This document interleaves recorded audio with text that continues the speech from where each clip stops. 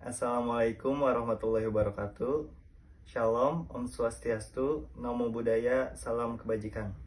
Perkenalkan, nama saya Muhammad Daful Ahdan dari Prodi Sistem Informasi dengan NIM 22051133. Di sini saya akan menjelaskan tentang ejaan yang disempurnakan untuk memenuhi tugas ulangan tengah semester mata kuliah Bahasa Indonesia.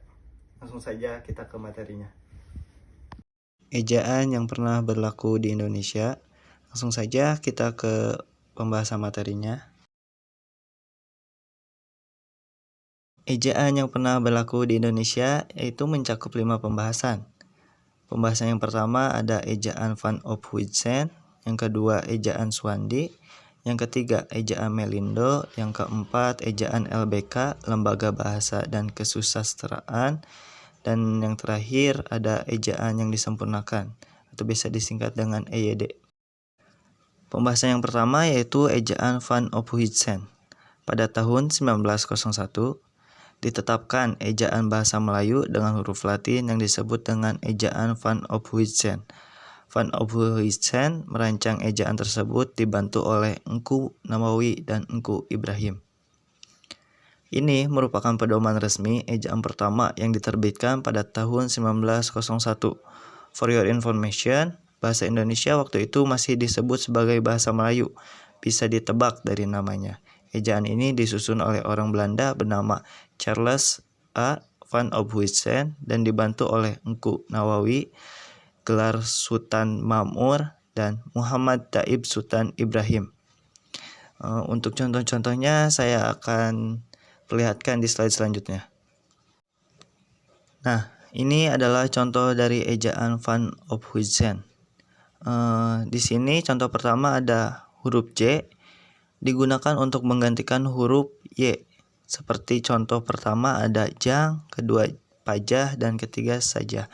Itu tuh maksudnya kalau sekarang tuh yang jang itu tuh artinya yang maksudnya, pajah payah, dan saja maksudnya sayang. Begitu. Untuk contoh yang kedua ada huruf OE digunakan untuk menggantikan huruf U seperti contoh Umar, satu, dan kamu. Nah, kalau di bahasa sekarang tuh seperti yang tertera pada layar. Selanjutnya ada pembahasan yang kedua yaitu ejaan Swandi. Ejaan ini menggantikan ejaan Van Ophuijsen setelah diresmikan pada tanggal 19 Maret 1947 berdasarkan Surat Keputusan Menteri Pendidikan, Pengajaran, dan Kebudayaan Republik Indonesia nomor 264-BHG.A. Kenapa sih disebut ejaan Swandi?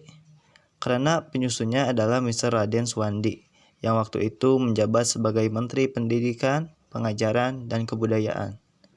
Oh iya, ejaan ini dikenal juga sebagai ejaan Republik loh. Nah, pembaharuan dari ejaan Swandi terletak dalam penggunaan diftong. Diftong itu adalah gabungan dua huruf vokal, yaitu yang O dan E, yang diganti menjadi huruf U. Kemudian untuk tanda apostrof diganti menjadi huruf K atau tidak dituliskan sama sekali. Dan yang terakhir untuk kata ulang bisa dituliskan dengan angka 2. Agar lebih paham lagi, mari kita lihat contohnya. Nah, untuk contoh ejaan Swandi, yang pertama ada huruf OE diganti dengan huruf U, seperti pada kata umur, satu, dan kamu. Ya, kurang lebih sama kayak contoh pada ejaan yang pertama, ejaan Van Ophuijsen. Untuk contoh kedua, ada tanda apostrof diganti dengan huruf K atau dihilangkan. Nah, dulu kata Jumat itu ada tanda koma di atasnya. Atau mungkin contoh yang kedua ada rakyat. Nah, rakyat sekarang kan harusnya pakai K ya. Dulu itu ada sebelum diganti sama sekarang, dulu itu pakai koma di atasnya. Atau enggak, contoh ketiga maaf. Dan yang terakhir ada kata ulang boleh ditulis dengan angka 2. Seperti anak-anak seharusnya kan anak strip anak lagi. Atau berjalan strip berjalan. Dulu itu ditulisnya angka 2. Mungkin agar lebih simpel kali ya. Yang ketiga ada ejaan Melindo. Pada akhir tahun 1959, Sidang Pemutusan Indonesia dan Melayu, Slamet Mulyana Syekh Nasir bin Ismail sebagai ketua, menghasilkan konsep ejaan bersama yang kemudian dikenal dengan nama ejaan Melindo, yaitu persatuan antara Melayu dan Indonesia. Namun, perkembangan politik selama tahun-tahun berikutnya antara Indonesia dan Melayu menggugurkan peresmian ejaan ini. Ejaan ini bertujuan untuk menyeragamkan ejaan yang digunakan kedua negara. Secara kan Indonesia dan Malaysia bahasanya mirip-mirip gitu kan. Tapi sayangnya ejaan ini pun gagal diresmikan akibat ketegangan politik antara negara Indonesia dan negara Malaysia pada waktu itu. Makanya jadinya tidak bisa diresmikan karena ketegangan politik tersebut. Nah, yang keempat ada ejaan LBK, Lembaga Bahasa dan Kesusastraan. Ejaan LBK adalah ejaan bahasa Indonesia yang dikeluarkan pada tahun 1967. Ejaan ini adalah kelanjutan dari ejaan Melindo. Karena kan kemarin ejaan Melindo nggak jadi tuh. Nah, makanya diadakanlah ejaan LBK ini. Untuk panitianya masih campuran antara Indonesia dan Malaysia. Isinya juga nggak jauh beda dari ejaan yang akan disempurnakan di EYD. Nanti akan saya bahas. Hanya ada beberapa perbedaan kaidahnya saja. Untuk contohnya akan saya tampilkan di slide selanjutnya. Nah, untuk contohnya ada huruf vokal seperti I, U, E, O, A. Terus dalam ejaan ini juga istilah-istilah asing sudah mulai diserap seperti ekstra, ya diganti huruf X jadi KS doang. Terus kolb jadi kalbu, dan guerrilla jadi gerilya. Seperti itu contohnya. Nah, yang terakhir ada ejaan bahasa Indonesia yang disempurnakan atau disingkat EYD. Pada tanggal 16 Agustus 1972, Presiden Republik Indonesia meresmikan pemakaian ejaan bahasa Indonesia berdasarkan keputusan Presiden nomor 57 tahun 1972. Departemen Pendidikan dan Kebudayaan menyebarkan buku kecil yang berjudul Pedoman Ejaan Bahasa Indonesia yang Disempurnakan sebagai patokan pemakaian ejaan itu. Kamu pasti udah kenal dong sama yang namanya EYD. Siapa sih yang gak kenal?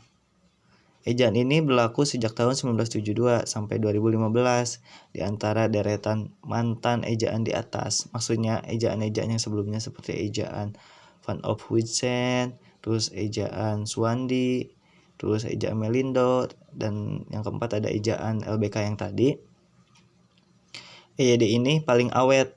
Juga ejaan ini mengatur secara lengkap tentang kaidah penulisan bahasa Indonesia. Jadi begitu teman-teman. Nah, kalau misalkan di ejaan bahasa Indonesia yang disempurnakan ini ada beberapa yang baru dan diganti, antara lainnya seperti tentang unsur bahasa, serapan, tanda baca, pemakaian kata, pelafalan huruf E, penggunaan huruf kapital, dan penggunaan cetak miring. Selain itu, huruf F, V, Q, X, dan Z yang kental dengan unsur bahasa asing resmi menjadi bagian bahasa Indonesia. Begitu teman-teman. Semoga materi yang disampaikan paham ya. Untuk referensi, saya ambil materi-materi tersebut dari modul Bahasa Indonesia dan Ensiklopedia Dunia yang bagian ejaan baru. Sekian materi yang saya sampaikan, kurang lebihnya mohon dimaafkan. Semoga materi yang saya sampaikan bisa bermanfaat bagi teman-teman semua. Wabillahi taufiq wal hidayah. Wassalamualaikum warahmatullahi wabarakatuh.